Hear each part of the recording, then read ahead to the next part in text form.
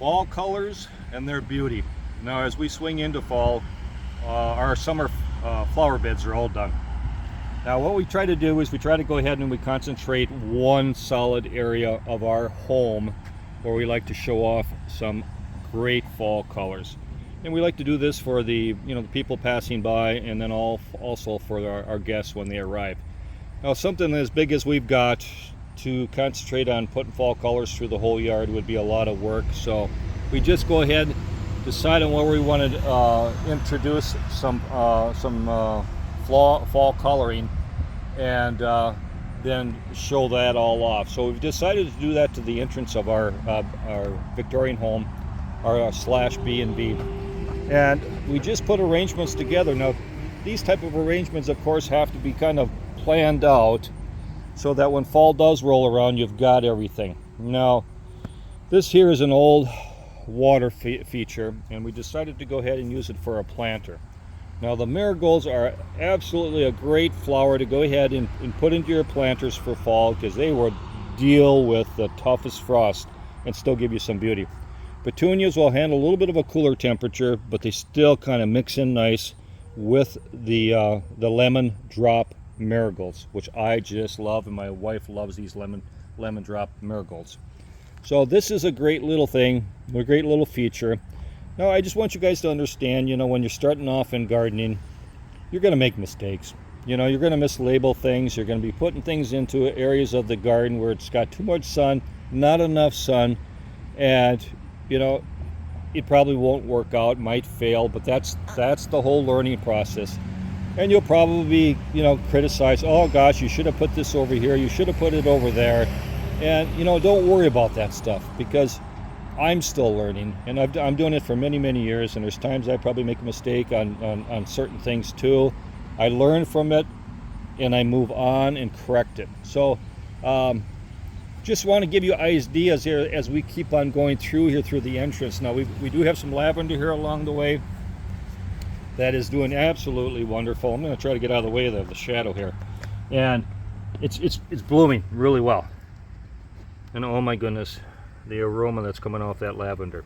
So we have that kind of like in the entrance of our B&B, and this stuff here will bloom right up to frost also.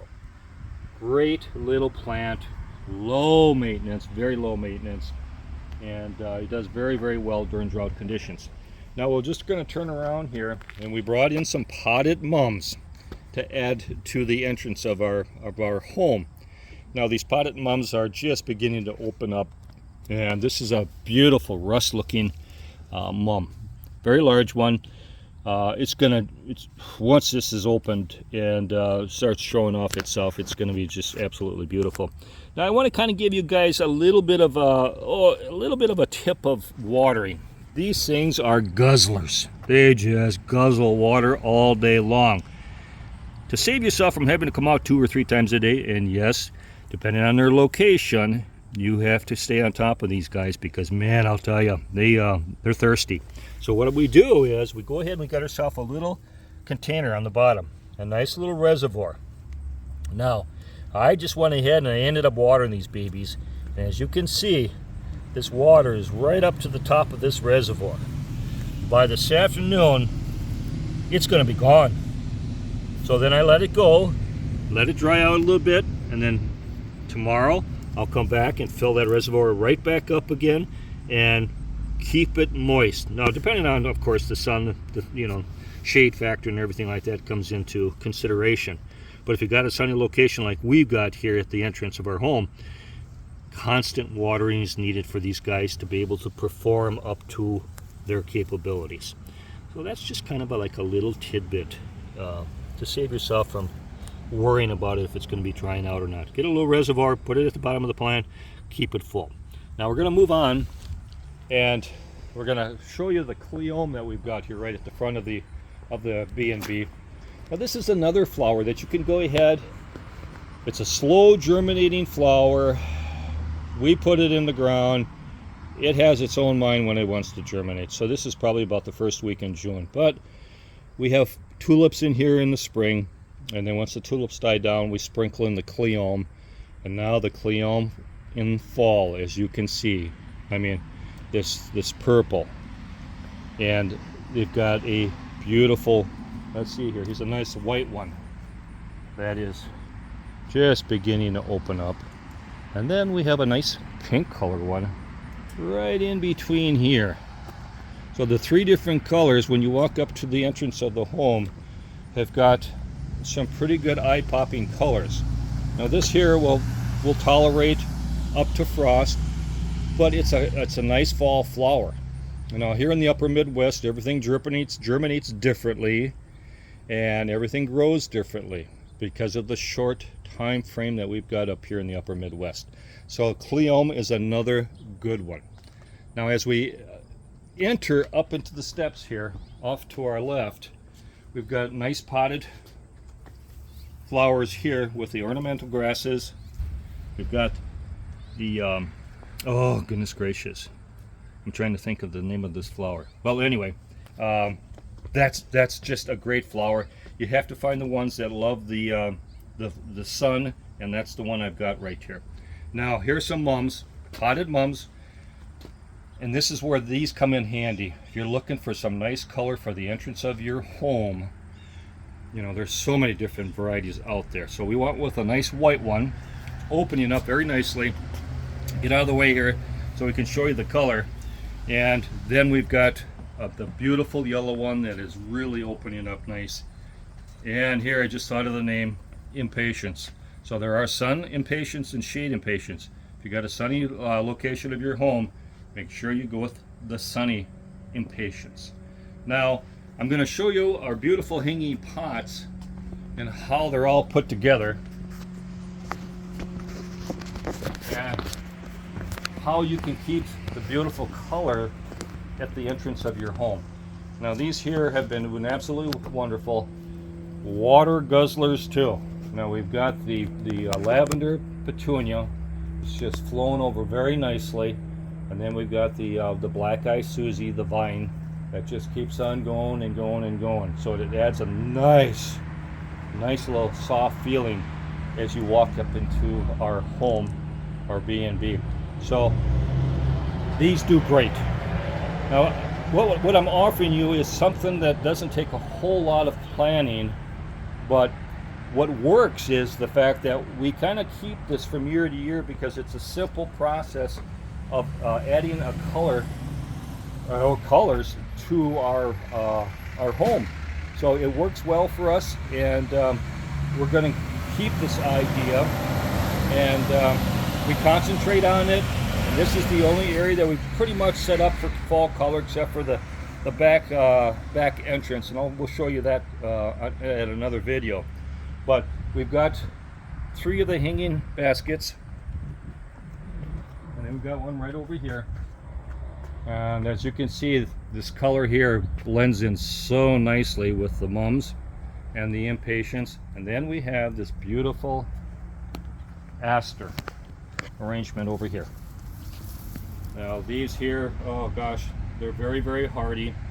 Fussy little plant. They love their moisture, so you got to stay on top of it, otherwise they'll dry up on you, and they're not worth a hoot at all.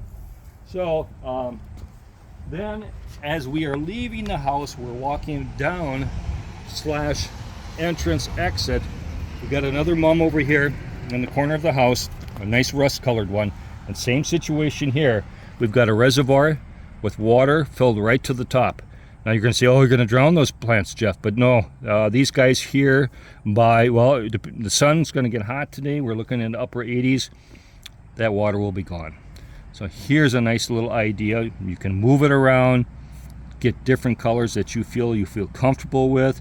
And that's the other thing, you know, you just go ahead and say, well, geez, how nice is that going to look with this color or that color?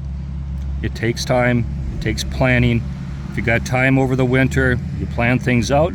Give it a shot. If it doesn't look right that year, you just readjust it. Okay, so then we got a nice potted impatient over here that just is a huge guzzler because it's being in pots, and when they're in pots they dry out very, very quickly.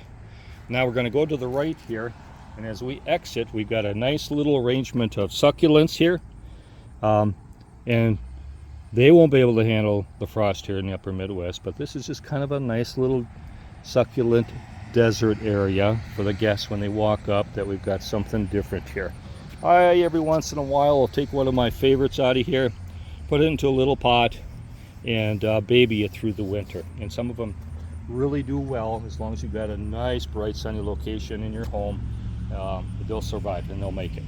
And then we got just a nice potted rosemary here. And oh my gosh, I tell you what, I'm going to do a video on this guy and just let you know what beneficials rosemary can do for you. And then we've got some lavender working our way down at the exit of our house.